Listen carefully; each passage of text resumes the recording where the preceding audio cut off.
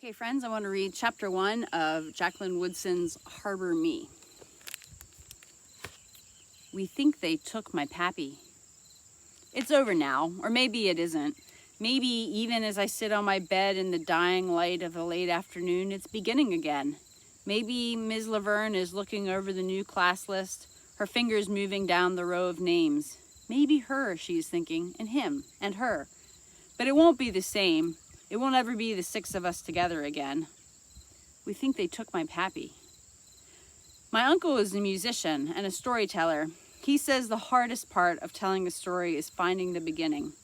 I've pulled the video recorder from my closet and have it sitting on the middle of my bed now. When I press play, Esteban's voice fills my room. It is scratchy and far away sounding, but still, Esteban is here again, and all of us are sitting in our small circle at the place we call the ARTT room. Nobody knows where he's at. Outside, a blue jay perches on the edge of a branch, a lanthus tree of heaven. Ms. Laverne taught us that. It's the same tree the girl in A Tree Grows in Brooklyn saw from her fire escape. The thing about that tree was that it could grow anywhere and keep growing.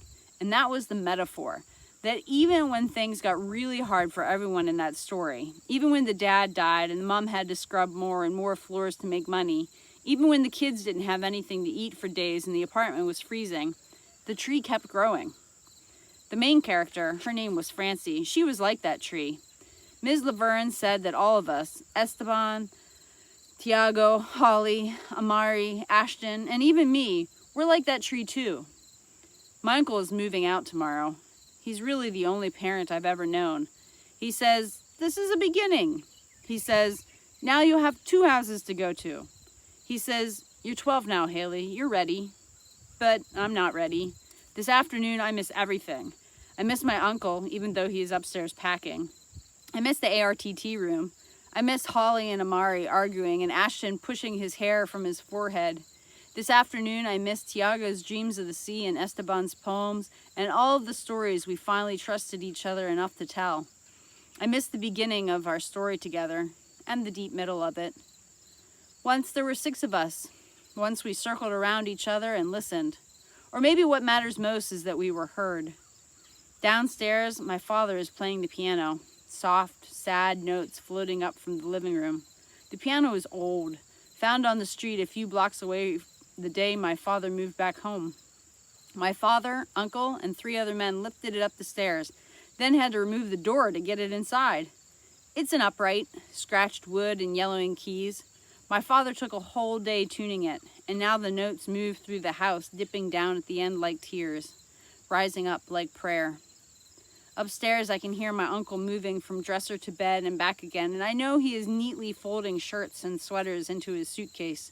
Most of his stuff is already downstairs. Boxes line the hall by the front door. His favorite chair is draped with a blanket.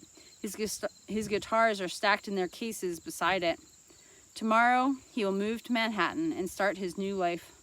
I'll be the bachelor I was always meant to be, he said.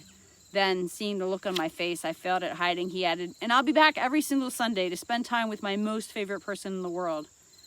I don't remember a life without my uncle in it. In 2 weeks, I'll begin 7th grade. My best friend Holly will be there, but there will be holes where Ashton, Amari, Tiago, and Esteban once were. We think they took my pappy. I play the first words of Esteban's story over and over as my father's song lifts up to my room, as my uncle packs above me, as the blue jay perches in the ailanthus tree, as the world keeps on spinning.